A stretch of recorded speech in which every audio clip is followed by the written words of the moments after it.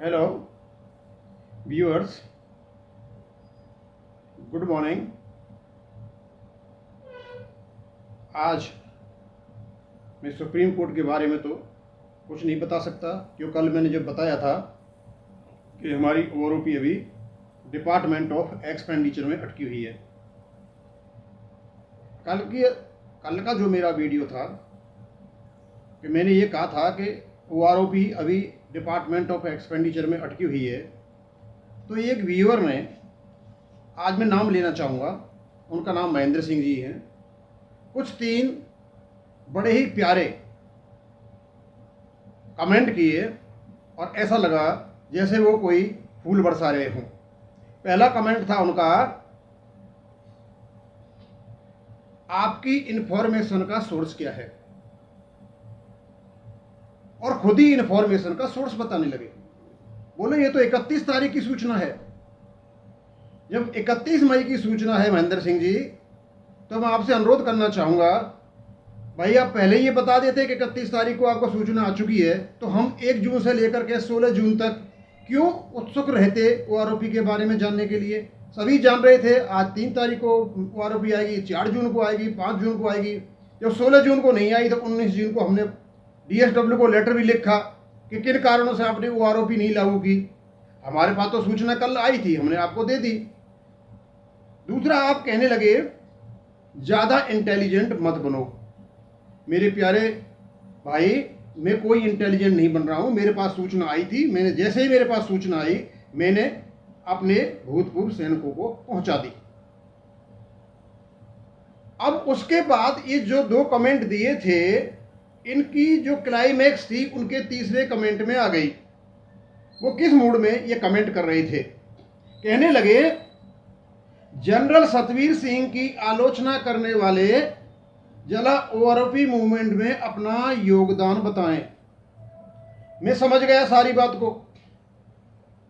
आपने जब ये बात कही कि अपना योगदान बताएं, तो योगदान वाली बात से मैं सब कुछ समझ गया। अब मैं आपको मेरा भी और पूरे भारत के भूतपूर्व सैनिकों का आपको योगदान बताता हूं। जब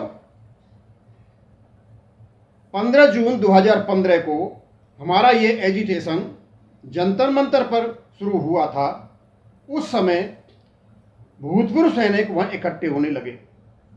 भूतपूर्व सैनिक दिल्ली के आसपास के ही नहीं, बल्कि धीरे धीरे दक्षिणी भारत से, पश्चिमी बंगाल से, पंजाब से, जम्मू कश्मीर से, जहाँ से भी भूतपूर्व सैनिक थे वो सब के सब इकट्ठे हो गए। और इकट्ठा होने के बाद ये सारा का सारा योगदान हमारे संपूर्ण देश के उनको जाता है, भूतपूर्व सैनिकों को। आज आपने मेरे योगदान के बारे में पूछा है, हो सकता है आपसे कोई बात करता हो तो उस संदर्भ में उससे भी आप योगदान पूछते हो, तो मैं सोचा क्यों नहीं आपको संपूर्ण देश के सैनिकों का एक योगदान बता दूं। ये सारे इकट्ठे हुए और लेफ्टिनेंट कर्नल इंद्रजीत सिंह जी के अध्यक्षता में एक यूनाइटेड फ्रंट का गठन हुआ। उसमें ऑफिसर्स भी थे और दूसरे जो ईएसएम ऑर्गेनाइजेशंस थे उनके पदाधिकारी भी थे, और मेजर जनरल सतवीर सिंह जी उसमें सिर्फ एक एडवाइजर थे। और ओआरओपी की मूवमेंट को आगे बढ़ाया गया।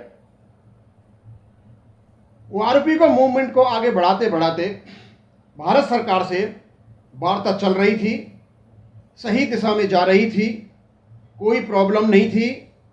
एक निगोशिएटिंग टीम का भी गठन किया गया था, जिसमें कुछ ऑफिसर्स थे और कुछ जानकार जो जेसीओआर के जो व्यक्ति थे उनको भी रखा गया, और भारत सरकार से इसके बारे में चर्चाएं चलती रहीं।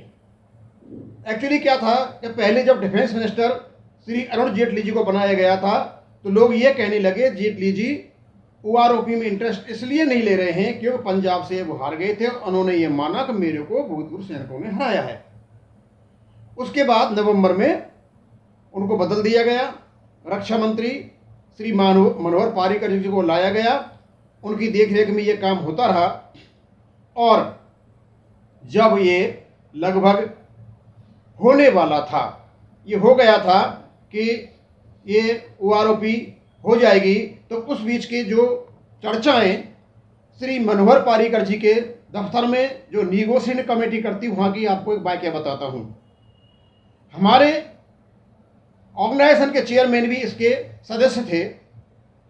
उनको मेजर जनरल सतवीर सिंह ने यह कहा था कि आप JCOR की बात नहीं करेंगे, और वहाँ इनमें आपस में मनमुटाव हो गया था, और वो मनमुटाव जंतर मंतर भी जब वापस आए थे देखने को मिला था।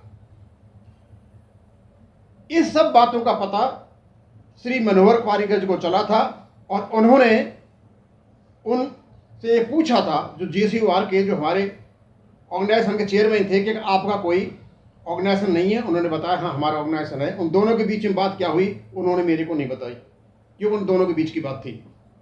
एनीवे, ये चलता रहा, और जब ये लगा कि OROP होने वाली है, और ये एवरेज नहीं थी उस समय ये पूर्ण OROP हो रही थी, उसी बीच में कुछ लोगों ने एक राजनीतिक षड्यंत्र रचा। और राजनीतिक षड्यंत्र यह था, जब सरकार से वार्ता चल रही थी, मोदी सरकार से बातचीत चल रही थी, तो कुछ लोगों ने श्री राहुल गांधी को लाकर जंतर मंतर भाषण करवाया, और जो प्रदेशों में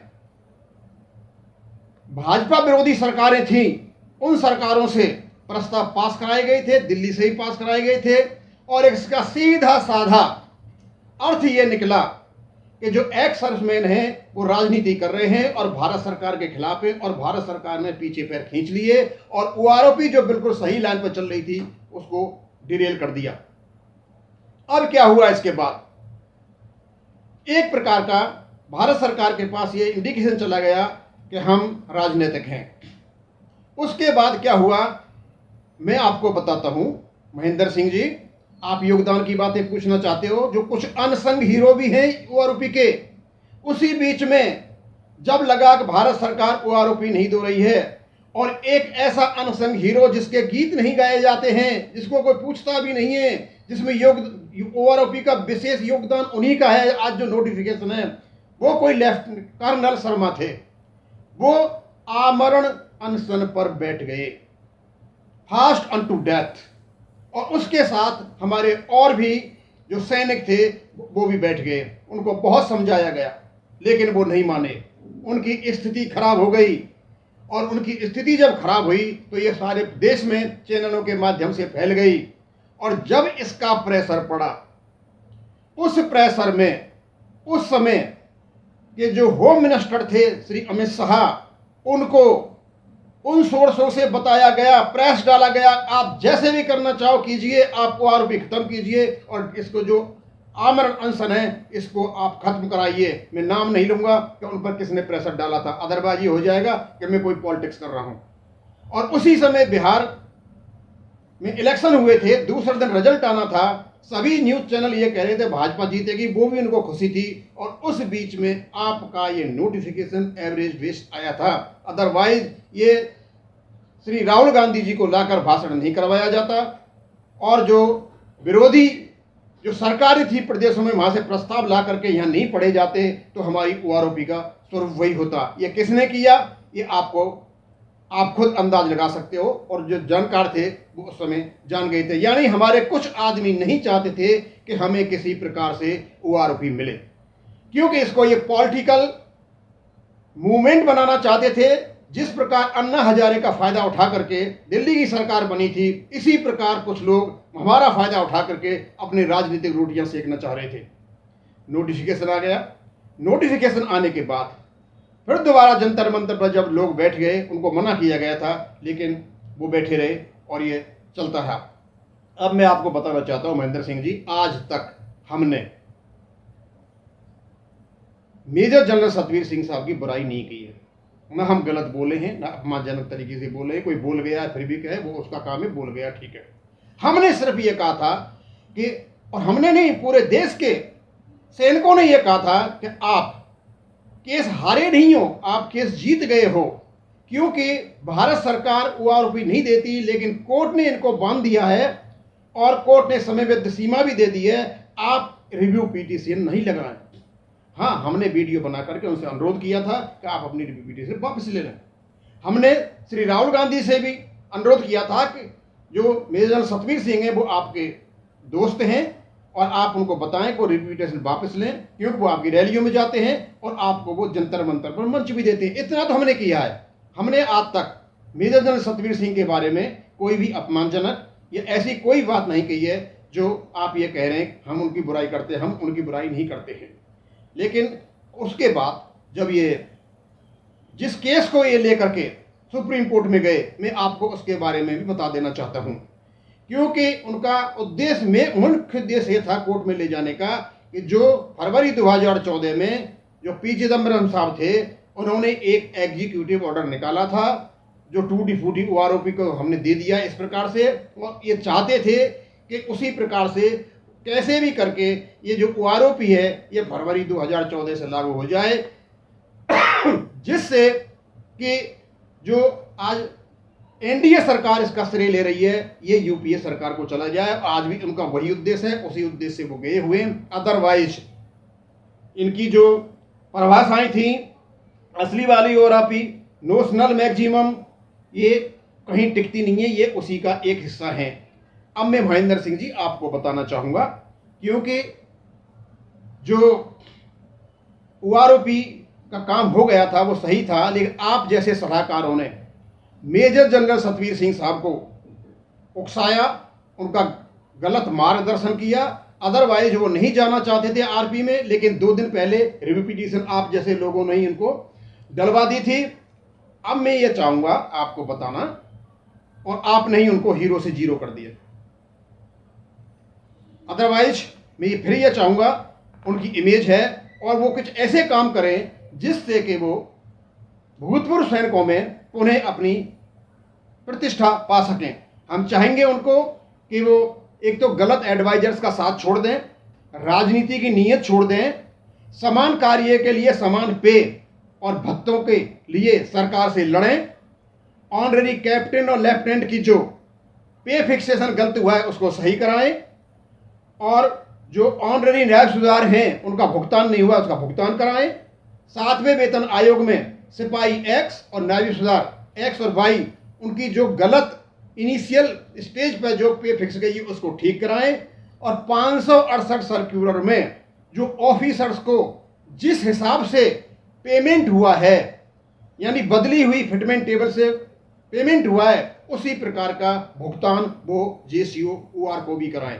बस हमारी यही आपसे अनुरोध है। हम आपको बताना चाहेंगे, हमने ऐसा मेजर जनरल सतवीर सिंह का आदर करते हैं, ऐसा कुछ नहीं कहा है। सिर्फ और सिर्फ हमने ये कहा कि आप रिव्यू पिटीशन को वापस लें, जिससे हमें ओआरपी मिल सके। और वो केस हारे नहीं थे, वो केस जीते थे। उनको लगा होगा हार गए, लेकिन क्योंकि भारत सरकार नहीं दे रही थी और सुप्रीम कोर्ट ने उनको बांध करके रख दिया कि आप 3 महीने में अपने नोटिफिकेशन को लागू करेंगे, वो केस आप जीते हुए थे। हार तो उस दिन गए जिस दिन इस केस को वो रिव्यू पिटीशन के माध्यम से उन्हें सुप्रीम कोर्ट में ले गए। इसलिए मैं आपसे अनुरोध करूंगा कि आप योगदान वाली बातें आप नहीं पूछें, क्योंकि योगदान अकेले मेजर जनरल सतवीर सिंह जी का नहीं है। इसके जो नायक थे वो लेफ्टिनेंट कर्नल इंद्रजीत सिंह साहब थे, और इसका जो अनसंग हीरो था वो कर्नल शर्मा साहब थे, जो फास्ट अनटू डेथ पर बैठ गए थे, आमरण अनशन पर बैठ गए थे। उसके दबाव में आकर के भारत सरकार ने ये नोटिफिकेशन निकाला था। इसलिए गलतफहमी अपने दिमाग से निकाल दीजिए कि किसी एक व्यक्ति का योगदान था, भारतवर्ष के पूरे भूतपूर्व सैनिकों का ये योगदान था, और उसी योगदान की वजह से आज हमें एक नोटिफिकेशन मिला था। थैंक यू, धन्यवाद।